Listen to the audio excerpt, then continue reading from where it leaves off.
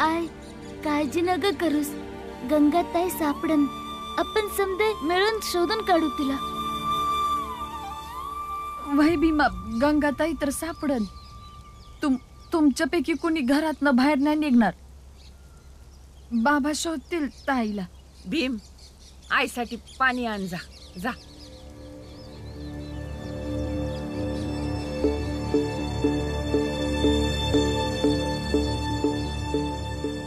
वहिनी, काय झालंय ग? निरंजनला खोटं बोलायला नाही सांगू शकत हे तर मला माहिती आहे. खरं काय आहे ते सांग.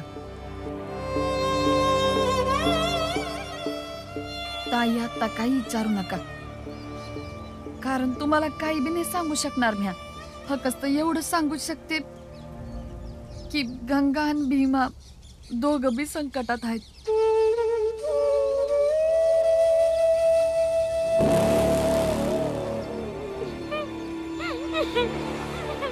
घाबरू नकोस मुली, आम्ही तुला काही त्रास देणार नाही. तू तर आमच्यासाठी फार उपयोगी आहेस. तू तर फक्त आमची इच्छा पूर्ण करून दे. आणि आमची सगळ्यात मोठी इच्छा ही आहे की आम्हाला नाही वाटत की भीमरावने शिकावं. आणि जर तुझ्या बापाला त्याला शिकवायचंच आहे तर सातारा सोडावा लागेल तुम्हाला. आणि तुझा बाप ज्या ज्या गावामध्ये जाईल आम्ही बी तिथं तिथं येऊ आणि आमच्या जातीच्या लोकांना एकत्र करू. तुझा बाप आमच्याशी नडला होता, त्याला तोडावं लागेल, वाकावं लागेल आणि गरजच पडली तर मरावं लागेल. आता अजून वाट पाहिजे ती फक्त उद्या सकाळची. तुझा बाप तुला शोधायचा लई प्रयत्न करल, पर तुला शोधू नाही शकणार. आणि मजबुरीत गावकऱ्यांसमोर तेच बोलल जे आम्ही त्याला सांगितलंय. तू तर फक्त प्रार्थना कर की तुझ्या बापाने आम्ही सांगितल्याप्रमाणे वागावं, नाहीतर आम्हाला तुला विकावं लागेल.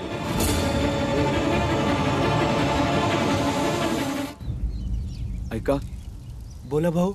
ह्यो पुरंजनचा भाऊ निरंजन, याला तुम्ही शेवटचं कधी पाहिलं होतं? काल रातच्याला गावात बघितलेलं, त्यानंतर नाही दिसला तो. पर पुरंजन तर मुंबईला आहे. या आजूबाजूच्या गावात त्याचे कोणी नातेवाईक आहेत का? माहिती नाही रामजी भाऊ. काही गडबड झाली आहे का? नाही, तशी काही गोष्ट नाही. येतो. हा, नमस्कार.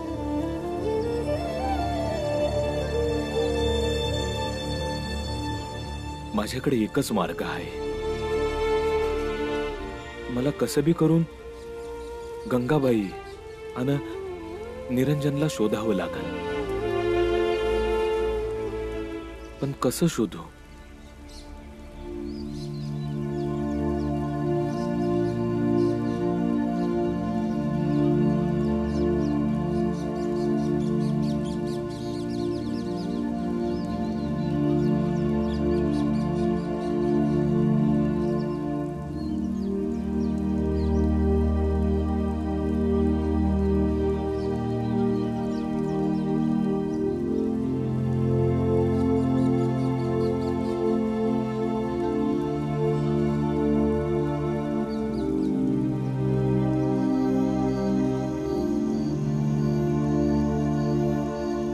बाबा, गंगाताई बद्दल काय कळलं का? काय माहिती होणार आहे? समजा तुमच्या बायकोनी केलेला आहे. निरंजन काकाला खोटं बोलायला लावून सौताच्या मुलीला घरातून पळवलंय.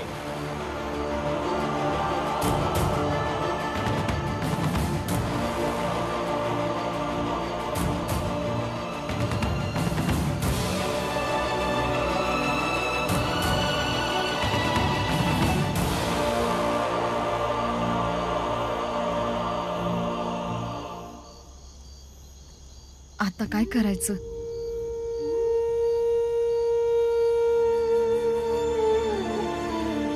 शेठजीची इच्छा आहे तर समद्या गावासमोर बोलीन. अजून काय? पोरगी तर वाचल. पोराचं काय करायचं आहे ते नंतर बघू.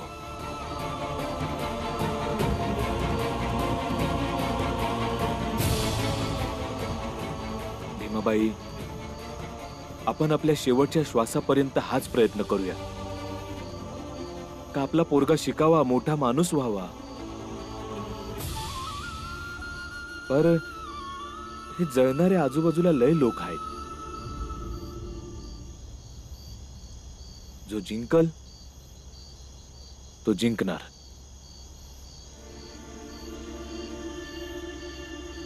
पण आता गंगाबाईच्या आयुष्याची किंमत भीमचं शिक्षण असेल तर असू देत.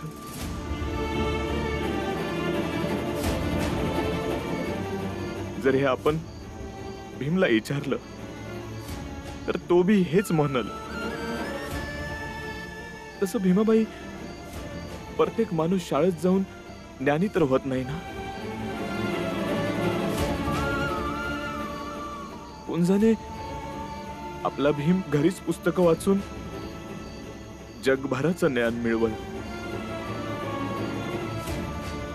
जे झालं ते झालं.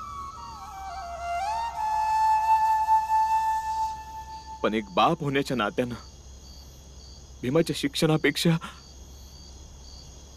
माझ्या पोरीचं आयुष्य आहे, तिचं स्वातंत्र्य आहे.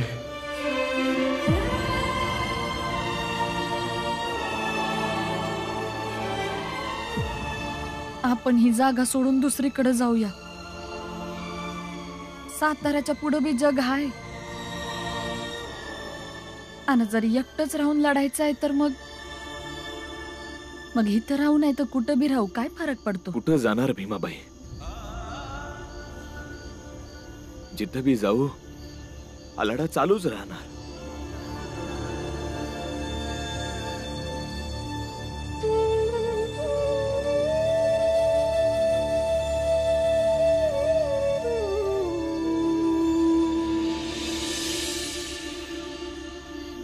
तुम्हीच म्हणता ना, हा फक्त आपला नाही, आपल्या जातीचा लढा आहे. आणि कुठपर्यंत चालन ठाव नाही. आणि बहुतेक एक गोष्ट तुम्हाला ठाव नाही, मी तुम्हाला सांगते. तुमच्या संग आता तुमची बायको आणि पोरं भी योद्धा झालेत बघा. समदे सोबत मिळून लढू. भाऊ, तुझी एका पायाची बहीण, जिचा दुसरा पाय हे कुटुंब आहे, ज्याच्या बळावरती उभी आहे, ते तुझ्या लढाईत तुझ्या बरोबर आहे.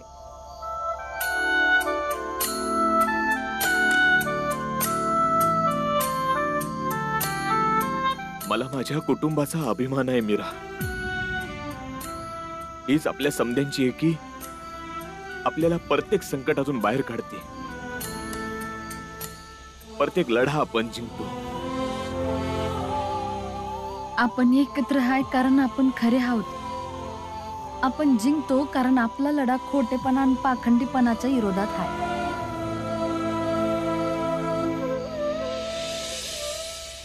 ये इकडे. आता सांग, काय झालं? ध्रुव, माझी शंका खरी ठरली. ताई, आता काही विचारू नका, कारण तुम्हाला काही बी नाही सांगू शकणार मी. फक्त एवढं सांगू शकते की गंगा आणि भीमा दोघं बी संकटात आहेत. भीम, निरंजन काका काल रात्रीपासून गायब आहेत.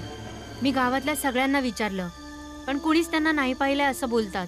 ध्रुव, निरंजन काकाच्या गायब व्हायचं माझ्या आणि गंगाताईशी काय संबंध आहे माहिती काढावं लागन. चल मग तुझ्या आई बाबालाच विचारू, तेच सांगतील आपल्याला. नाही ध्रुव, बाबा आणि आईनं मला खोटं सांगितलं तर यामाग काही ना काही नक्की कारण असन. आणि मी त्यांना खरं सांगाय भाग नाही पाडू शकत. भीम, मग आता काय करायचं? ध्रुव, आपण गुरुजींकडे जाऊया. हो चल. भीम, आत्या, भीम माझ्या इथे आहे. जावई बापू, तुम्ही काहीतरी खाऊन घ्या. अन पोरांनो, तुम्ही काळजी नका करू. गंगाबाई आपल्याला सापडेल उद्या. पर बाबा गंगाताई कशी काय भेटणार? बाळा, जेव्हा लहानपणी ती रुसायची तेव्हा एका दूरच्या मावशीकडे ती जायची. भीमाबाईनं मला आठवण करून दिली. सकाळ होताच बातमी पाठवून आपण तिला मावशीकडून आणूया. भाईजी, असंच करा. गेली असेल गंगा. मला तर आता असंच वाटायला लागलंय तिथंच असेल ती. वय, जरा आईचं मन सांगतय तर खरंच हाय. हा तर मग ठीक आहे. जर तुमची मुलगी आली तर तिला व्यवस्थित सासरी समजावून पाठवा. हे रुसणं फुगणं नाटक करणं बंद कर. आम्हाला रोज रोज तर त्रास न गाय. मीरा, भीम कुठं आहे? ध्रुवच्या घरला गेलाय. त्याला तिथंच राहू द्या आता. गुरुजी, गुरुजी, गुरुजी.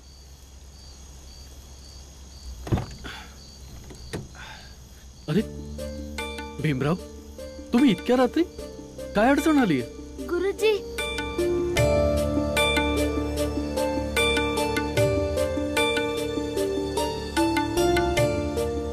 गुरुजी, निरंजन काका काल रात्रीपासून नाहीयेत. मला वाटतंय की निरंजन काकाचा सरळ संबंध या सगळ्या गोष्टींशी आहे.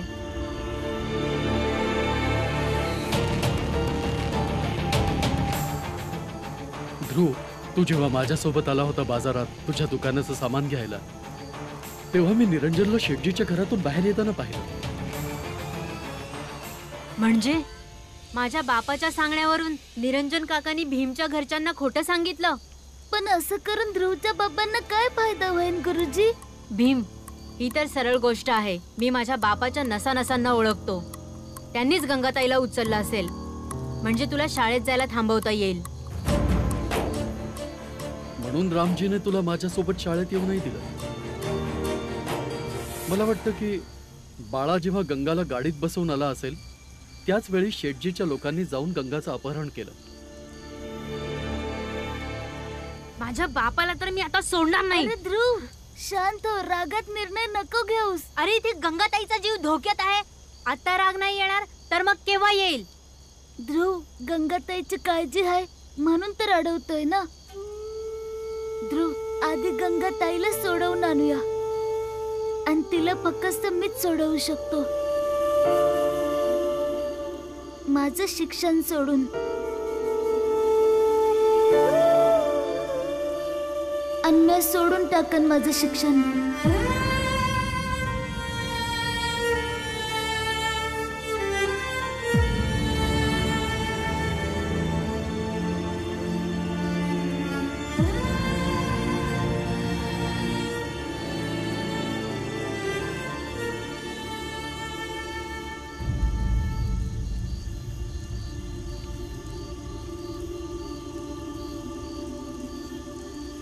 भीमाबाई, भीमाबाई.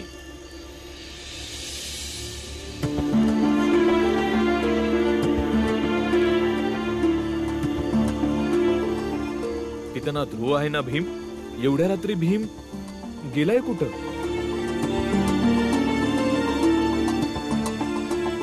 मी इथंच आहे.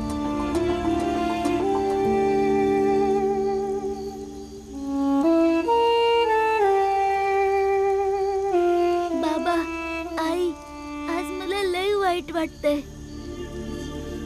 असं वाटतंय की मी लय वाईट पोरगा आहे. लयच निर्बुद्ध आणि संस्कार नसलेला पोरगा. असं का बोलतोय भीमा? आई कधी कधी माझं मन सांभाळायला खोटं बोलत असते, पण तुम्ही तर कधी खोटं नाही बोलायचं ना बाबा. मग आज का? तुमच्या नजरेत मी एवढं बी समजदार नाही आहे का माझं शिक्षण आणि माझ्या बहिणीचं आयुष्य यामध्ये गरजेचं काय आहे यातलं फरक नाही समजू शकणार? माझे संस्कार असे आहेत का माझ्या आई आणि बाबांना संकटात असताना बघून मी माझाच विचार करीन वय?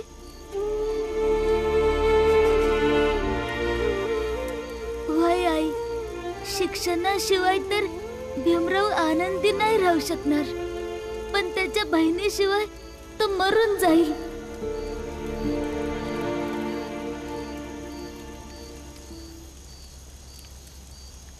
तुला ठाव आहे भीमा, मी आणि तुझं बाबा जेव्हा बोलत होतो तेव्हा आम्ही हाच विचार करत होतो की जेव्हा तुला कळल की खरं काय आहे ते, तेव्हा तू बी तेच निर्णय घेशील जो आम्ही घेतलाय. भीमा, उद्या आम्ही समध्या गावासमोर सांगू की भीमा नाही शिकणार.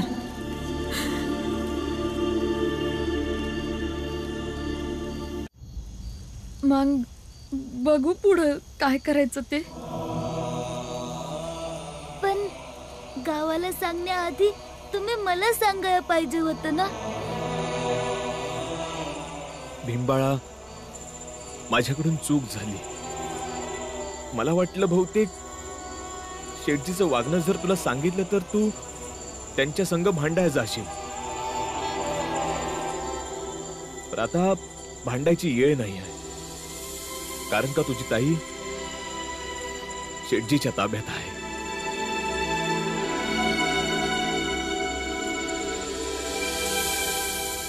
होय, तर मग शेठजी जे सांगते तुम्ही तसंच करा. जेव्हा गंगाताई घरात परत येईन ना, मी त्याच दिवशी शेठजींना सांगन का मला शाळेत शिकायची गरज नाही. माझ्या बाबांनी घरात शाळा उघडली आहे.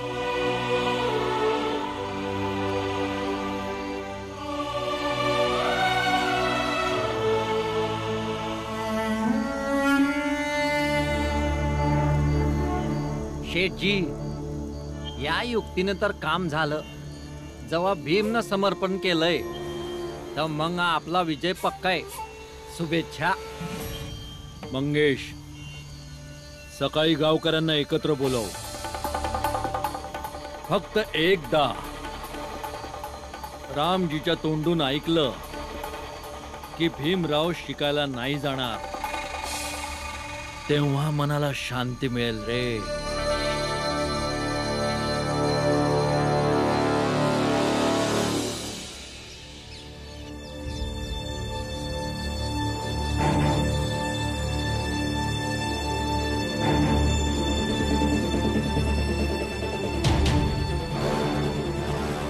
बोल रामजी, काय सांगायचंय तुला?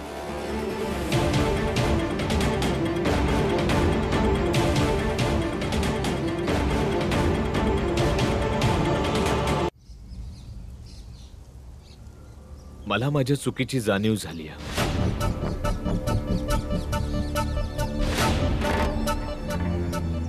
मला वाटलं का मी चुकीचा आहे, माझं कुटुंब चुकीचं आहे.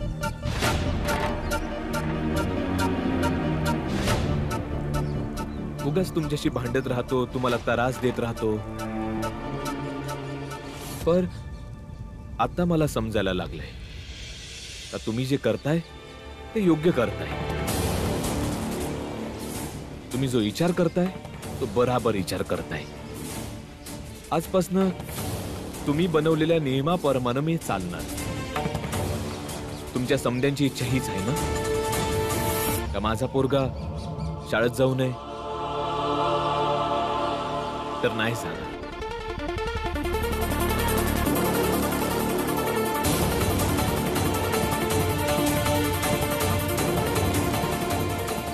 आजपासून माझ्या पोराचं शिक्षण बंद. आणि म्या तुमच्या समद्यांना हे वचन नाही बाबा, वचन नका देऊ. वचन द्यायच्या अगोदर तिथं बघा.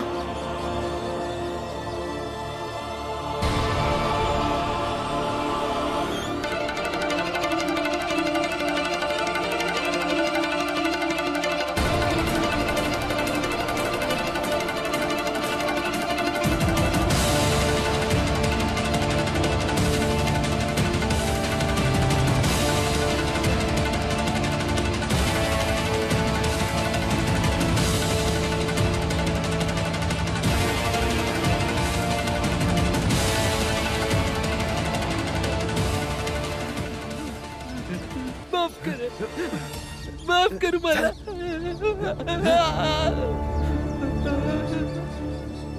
माफ करा.